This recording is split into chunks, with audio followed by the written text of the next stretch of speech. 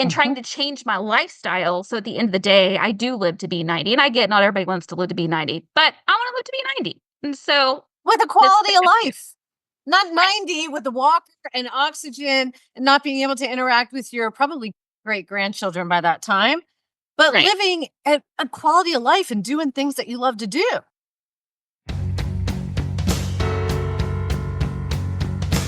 Welcome to the Everyday Epigenetics Raw, Real, Relatable podcast. I'm your host, Susan Robbins, epigenetic human performance coach. This is where we discuss all things lifestyle, environment, food, exercise, work, mind, and social interaction as they pertain to epigenetic expression in a way that's relatable to everyone. So if you're ready to start viewing you as an individual, take control of your life and health, and get results, buckle up, here we go.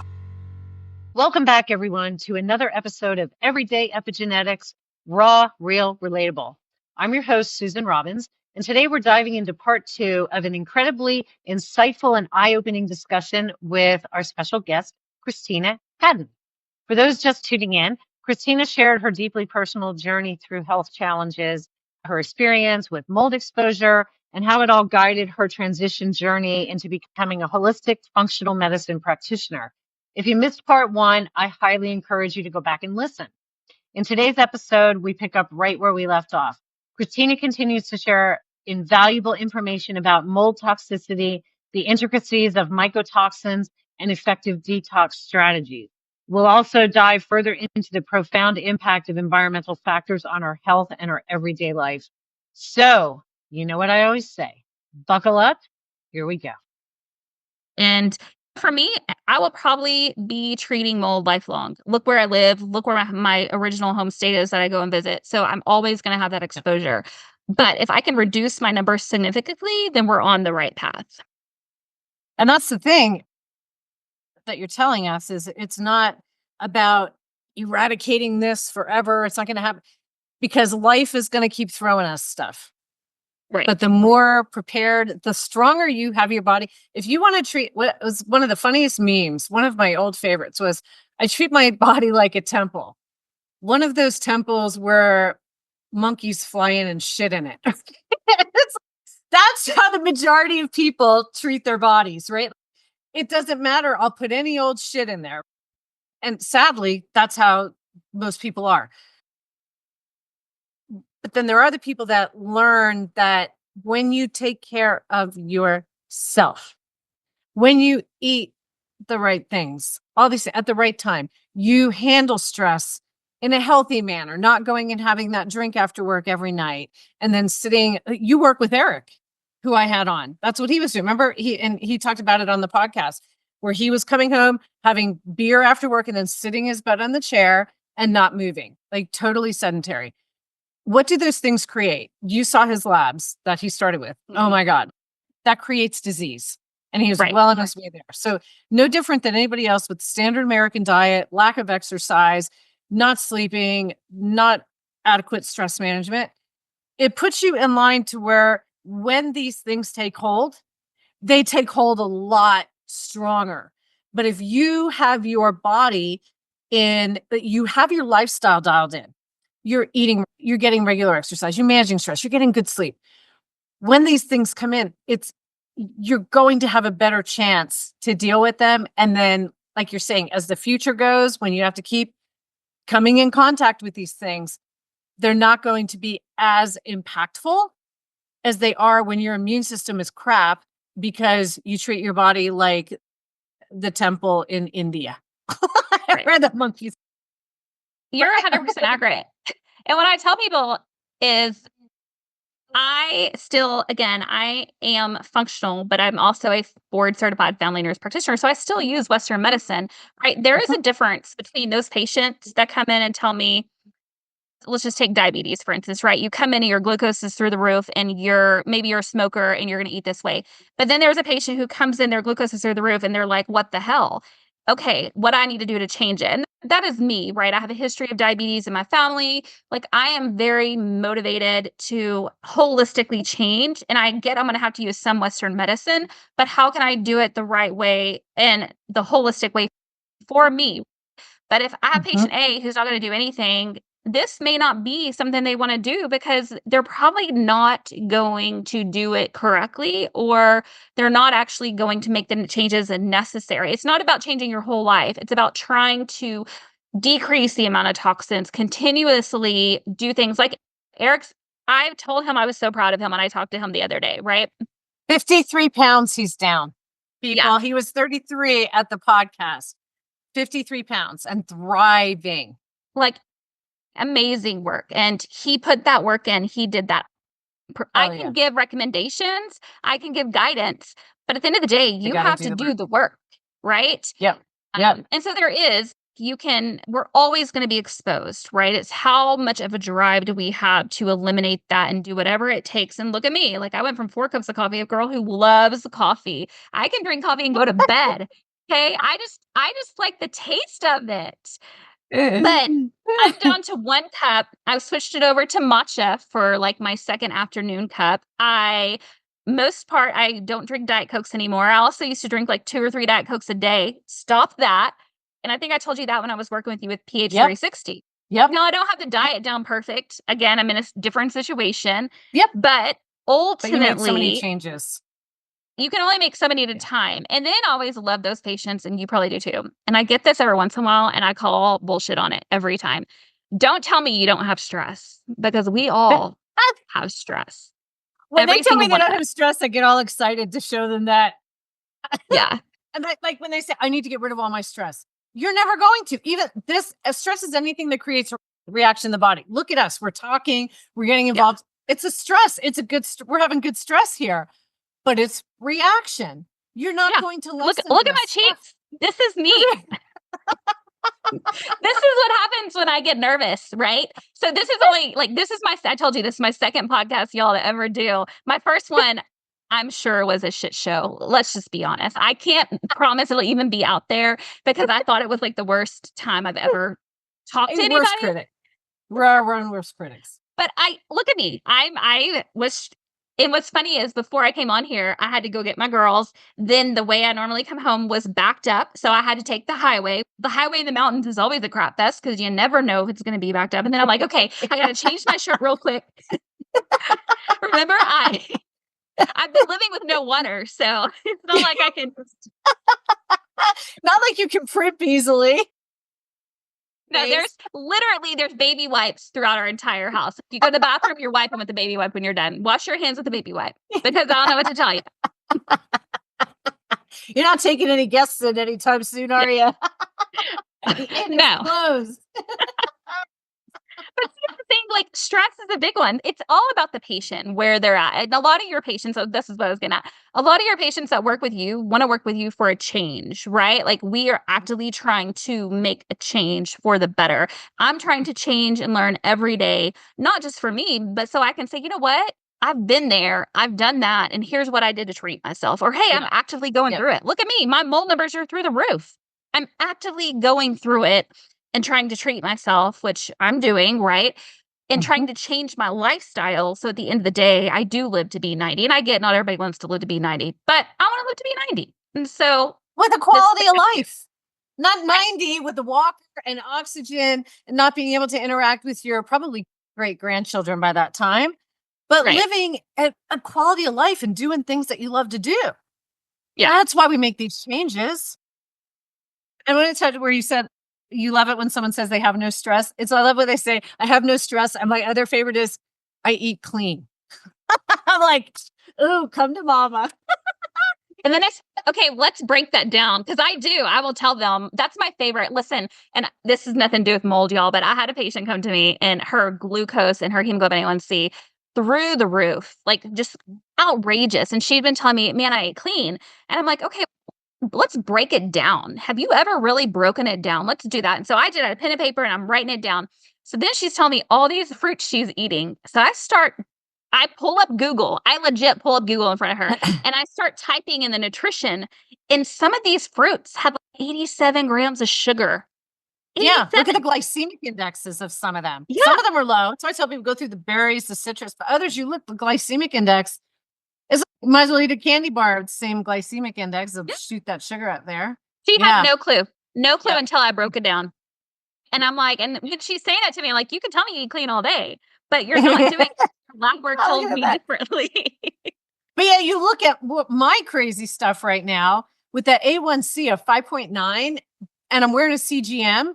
I'm going below 70 half the time, but usually and that's at night. We switched around the berberine. I've not been up there now, or Nice. I've not Yeah. dropped. With the berberine, I've stayed. But like a glucose level of anywhere like 82 to 88 is average, but yet an A1C that high. And when I say I eat clean, I freaking eat clean. Oh, I know My you old eat friend clean. used Yeah. to say, I can't get a potato chip at Susan's house.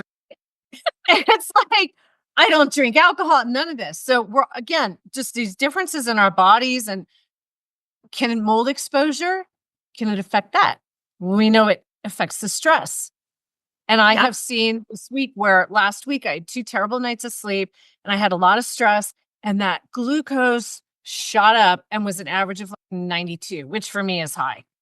Yeah. So it's really interesting when you have, and the beautiful thing is there's tests we can do, but we have so many metrics. I have my Garmin and I measure everything. I'm looking at heart rate variability, and then I have the CGM and I'm looking at that with stress, and I use that with the stress of the Garmin, and how we can just see how our body, the more we understand how our body reacts to things, and then you bring genetics into it, you look at your Oh, actual yeah. DNA, these different things, because in the detox panel, the intoxicants and inflammation, we have a spot, you remember the mold, where it was how do you detox rapidly, normally, slowly, and the propensity for the severity of the mold. How well do we get rid?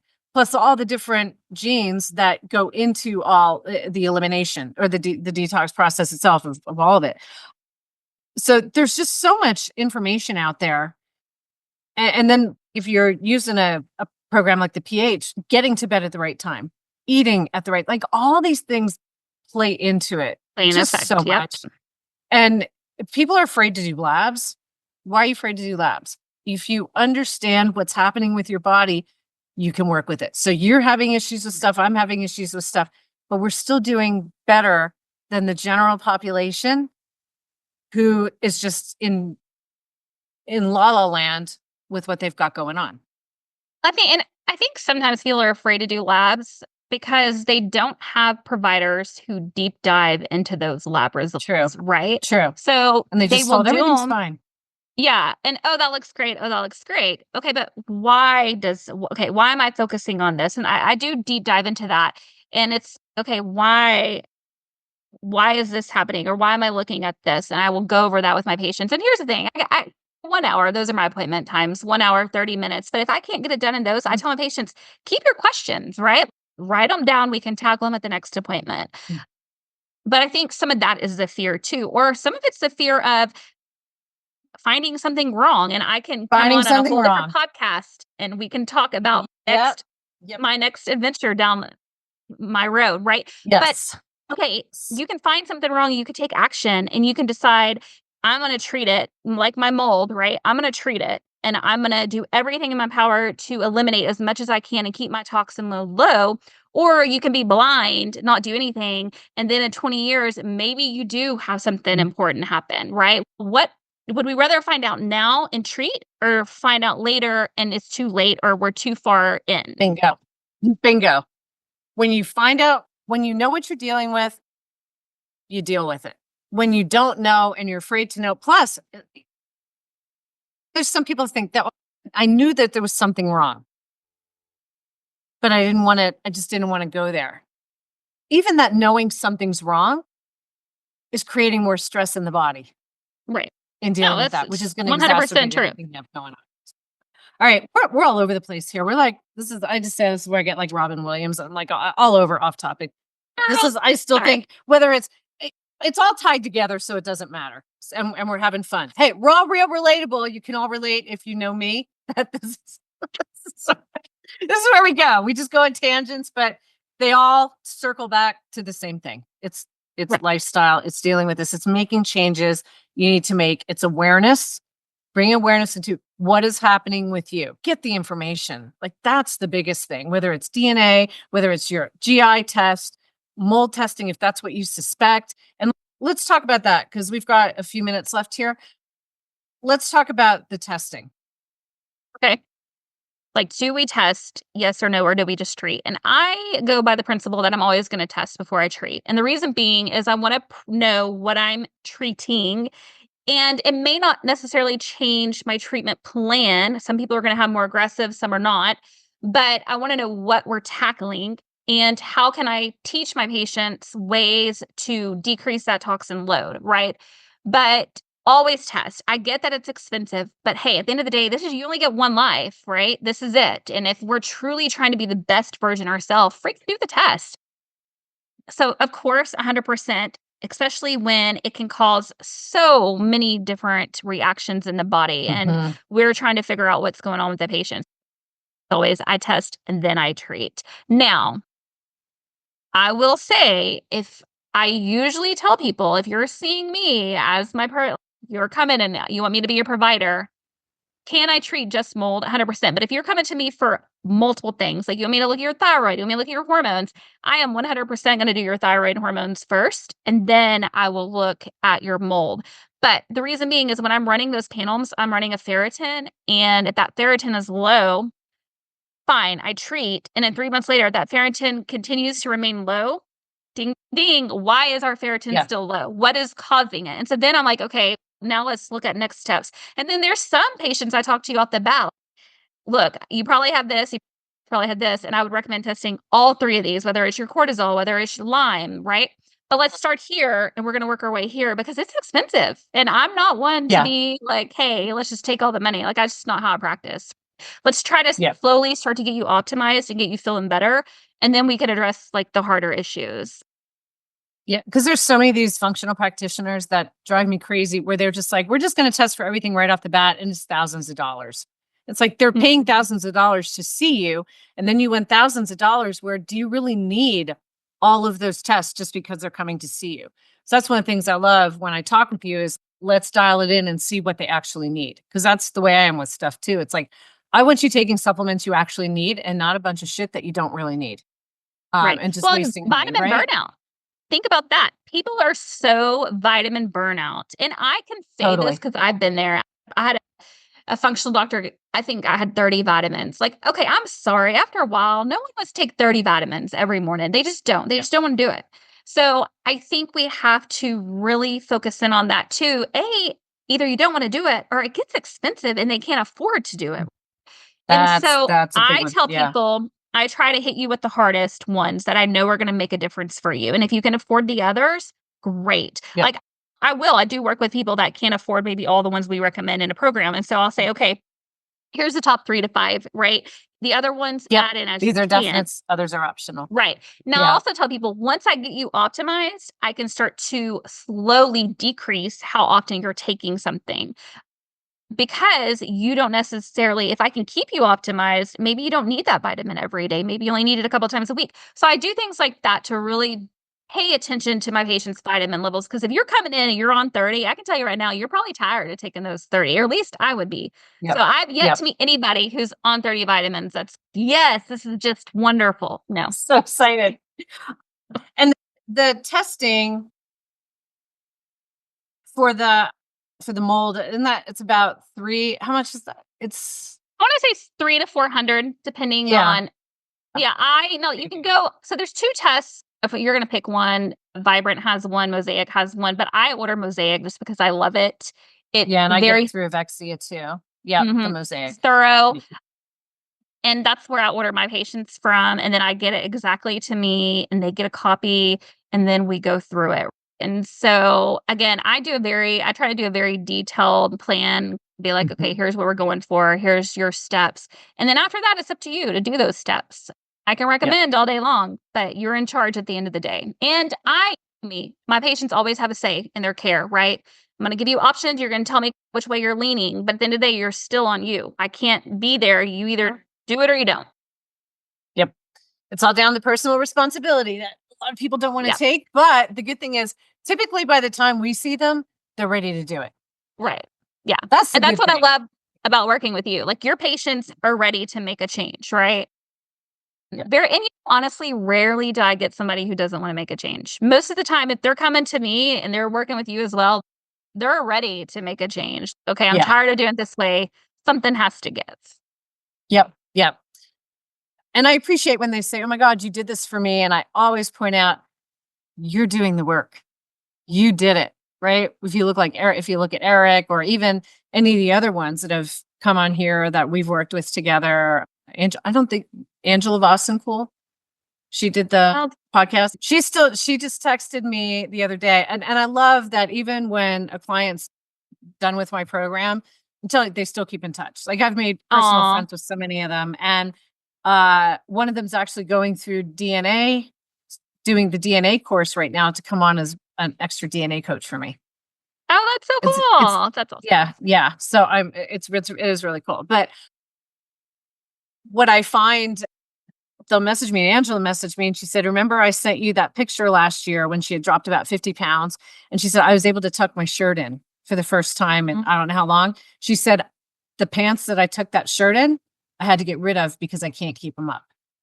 Oh, wow, good for Yeah. her. Yeah. So and again, and for her, it wasn't an easy, it was there were struggles along the way with a Yeah. lot of different things. But when you stay the course and you make those, if it's one change, I've had so many different people on here from different realms, wonderful conversations. And one of the common themes is it's never too late to make one change. What is one change you can make today to start Yeah. today? There's somebody, and I know he listens to every single podcast that I am seeing here. And so he'll know I'm talking about him. But he was one that started off with drinking diet sodas, multiple a day. And now like just making these changes, getting off of sugar and all these Good other for things. him. That's awesome. And he's not young. It's one or two things. What's something you can change? Because it doesn't matter how old you are or how young you are. People say, "Oh, they're Right. young. They have their whole life ahead of them." Well, start making the changes now. And this is where you see it down the road. It's a benefit to understand this stuff now and make these changes. And then you have But, a better chance. I will say this. So I said my mom died from COVID and pneumonia. She's 59. She was overweight, ate like crap, didn't take care of her body. So you may be young, but the chances that you're able to fight off certain things are a lot less if you, what am I trying to say? If you say like my mom, she couldn't fight as well because she was overweight and probably diabetic. I don't know. I'm sure she ate like crap. She didn't take care of herself. And ultimately, all that played into effect of her end game. Now, I'm not saying that was the end all be all, but did that play an effect? 100%. So, Absolutely. yeah, you may be young, but do it now because I don't care if you're 20 or you're 80, right? As long as you're slowly making those changes, like you said, it makes a difference. It really does make a difference. Look at me. I was drinking 3 or 4 Diet Cokes a day in nurse practitioner school, along with the coffee. So you gotta stop it somewhere. I know when I got your intake form, I was like, "Oh," and I think you were doing more of a keto type thing, and being a was. diplomat started to pull the protein because you have such higher cortisol levels, and all the protein and all was just increasing those levels, causing you to store more. The typical guardian diplomat little thing. And I remember looking through there, going, "Oh, we took you when we did the onboarding. How much red meat are you eating? How much are you doing this? How many veggies are you eating? And all and oh, this is gonna be so much fun. It's gonna be so My different." favorite You're one like, was, and "Oh." I tell people this too. Oh, I work with Susan, but you know what I learned? I learned that this is very eye-opening for me when I did my testing is my body does not actually process saturated fats. And what is keto? Hello. What is it? Yep. And I see it more often than not with a lot of people, whether I don't either. Plus, which APOE were you through 3? Oh, I want to say Because 3334 girl. I don't recall. this is one you need to remember, sister. I want to say it's Okay. 3. To look. Is it 3? Because I just can't remember off the top of my head what you were. But you know what? This is what I keep paper files, people. So make fun of me all you want, but it works because I can pull this up and look at her DNA. I'm going to say You're a 3-3. So you're not the increased Alzheimer's risk, but yeah, the saturated fats, it's not even an undesirable, it's poor. Like you just don't process them. And even, and what's interesting, you say, okay, I'll cut the saturated fat, but I'll still do higher omega-3s, omega-6s, mono, but you were less effective in processing fats overall. So any type of a high fat diet, and you're like any Diplo that comes in with something like this, it's amazing how the pH 360 plays with it. Look at the profile the first time and I need to go process. I had another one last week and she's just, I couldn't even think for the first 2 days looking at this. I was like, where did my protein go? I've been doing keto or carnivore for 9 months. Oh, wow. And just a couple weeks difference. And this is blowing my mind. She has a thyroid nodule podcast trying to help people keep their thyroids. Okay. Yeah, she's fascinating. So we're going to actually, we've actually onboarded her.